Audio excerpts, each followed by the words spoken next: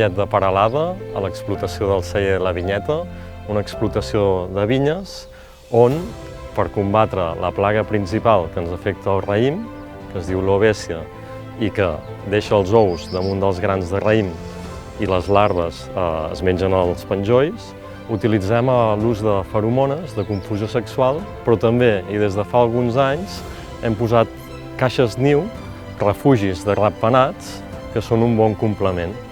Cada ratpenat pot menjar més de 1.000 insectes en una sola nit.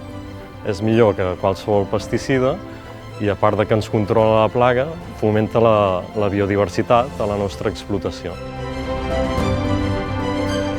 Fem producció integrada per treballar d'una forma al màxim sostenible.